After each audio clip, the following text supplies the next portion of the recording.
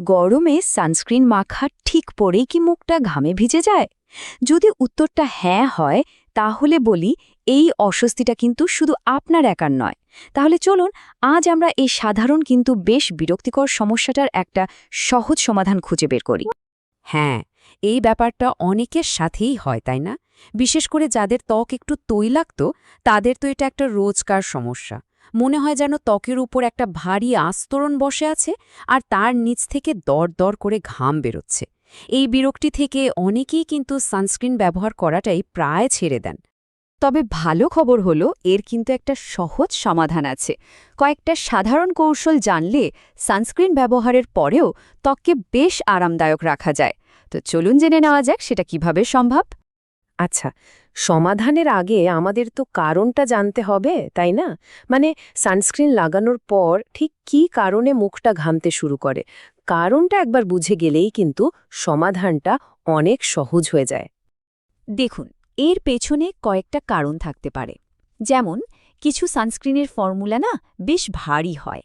এগুলো ত্বকের উপর একটা আস্তরণ তৈরি করে যা তাপ আটকে দেয়, আর তখনই ঘাম হয়। আবার ধরুন গরম আর আর্দ্র আবহাওয়ায় তো আমাদের এমনিতেই ঘাম হয়, তার উপর যদি একবারে অনেকটা সানস্ক্রিন মাখা হয়, তাহলে তো ত্বকটা আরও ভারী আর চটচটে লাগবেই।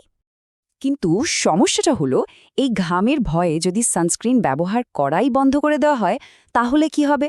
তাহলে কিন্তু সূর্যের ওই ক্ষতিকর রশ্মিগুলো ত্বকের অনেক বড় ক্ষতি করে ফেলতে পারে। যেমন ধরুন সময়ের আগেই বলিরেখা, কালো ছোপ, এমনকি স্কিন ক্যান্সারের ঝুঁকিও কিন্তু বেড়ে যায়। কাজেই বুঝতেই পারছেন একটা সমাধান খুঁজে বের করাটা কতটা জরুরি। তাহলে সমাধানের দিকে এগোনো যাক। প্রথম আর সবচেয়ে গুরুত্বপূর্ণ ধাপটা হলো নিজের ত্বকের জন্য একদম সঠিক সানস্ক্রিনটা বেছে নেওয়া। কারণ সব সানস্ক্রিন তো আর সবার জন্য তৈরি হয় না। ত্বকের ধরন বুঝে ঠিক জিনিসটা বেছে নিতে পারলেই কিন্তু অর্ধেক সমস্যার সমাধান হয়ে যায়। যেমন ধরুন যদি ত্বক তৈলাক্ত হয়, তাহলে জেল বেসড বা ওয়াটার বেসড সানস্ক্রিন ব্যবহার করা উচিত।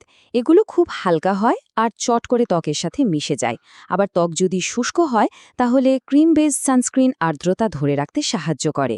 আর যাদের ত্বক খুব সংবেদনশীল, তাদের জন্য মিনারেল বা ফিজিক্যাল সানস্ক্রিন সবচেয়ে নিরাপদ, কারণ এতে সাধারণত কোনো জ্বালাপোড়া হওয়ার ভয় থাকে না। আচ্ছা, এবার আসি এসপিএফ এর কথায়। অনেকেই ভাবেন এসপিএফ যত বেশি তত ভালো, কিন্তু বিশেষজ্ঞরা বলছেন প্রতিদিন ব্যবহারের জন্য এসপিএফ 30 থেকে 50ই যথেষ্ট। এর থেকে খুব বেশি এসপিএফ এর আসলে তেমন কোনো দরকার নেই। আর একটা জরুরি বিষয়, সানস্ক্রিন কেনার সময় এর উপাদানগুলোর দিকে একটু খেয়াল রাখতে হবে। কিছু জিনিস এড়িয়ে চললে ভালো, যেমন ধরুন অক্সিবেনজোন, অক্টিনক্সেট বা অতিরিক্ত অ্যালকোহল আর পারফিউম। এগুলো অনেক সময় ত্বকে ইরিটেশন বা ব্রণের কারণ হতে পারে। তো সঠিক সানস্ক্রিন তো বেছে নেওয়া হলো, কিন্তু কাজ এখানে শেষ নয়। এর পরের জরুরি ধাপটা হলো সেটাকে ঠিকঠাকভাবে লাগানো, কারণ ভুলভাবে লাগালেও কিন্তু ঘামের সমস্যাটা হতে পারে। তাহলে চলুন এবারের সঠিক পদ্ধতিটা দেখে নেওয়া যাক। প্রথমেই মুখটা ভালো করে পরিষ্কার করে নিতে হবে। এরপর একেবারে অনেকটা না নিয়ে অল্প পরিমাণে সানস্ক্রিন নিয়ে আলতো করে ত্বকের সাথে মিশিয়ে দিন। আর সবচেয়ে জরুরি পয়েন্টটা হলো বাইরে বের হওয়ার অন্তত 15-20 মিনিট আগে সানস্ক্রিন লাগাতে হবে। এতে ত্বক ওটা শুষে নেওয়ার জন্য যথেষ্ট সময় পায়। আর হ্যাঁ, যদি ঘাম হয় তাহলে কিন্তু টিস্যু দিয়ে ঘষাঘষি করা একদমই চলবে না। শুধু আলতো করে চেপে চেপে ঘামটা মুছে নিতে হবে, কারণ ঘষলেই সানস্ক্রিনের পুরো সুরক্ষা স্তরটাই নষ্ট হয়ে যেতে পারে। এখানে একটা প্রো টিপ দেয়া যাক। আরও ভালো সুরক্ষার জন্য সানস্ক্রিন লাগানোর আগে একটা ভিটামিন সি সিরাম ব্যবহার করা যেতে পারে। এটা কিন্তু ত্বককে সূর্যের ক্ষতিকর প্রভাব থেকে একটা বাড়তি সুরক্ষা দেয়। তো আমরা আলোচনার প্রায় শেষ পর্যায়ে চলে এসেছি। তাহলে চলুন পুরো বিষয়টার মূল কথাগুলো আরেকবার ঝালিয়ে নেওয়া যাক। তাহলে মূল কথাটা কি দাঁড়ালো? খুবই সহজ। সানস্ক্রিন লাগানোর পর ঘাম হওয়ার যে সমস্যা, সেটা কিন্তু পুরোপুরি সমাধান করা সম্ভব।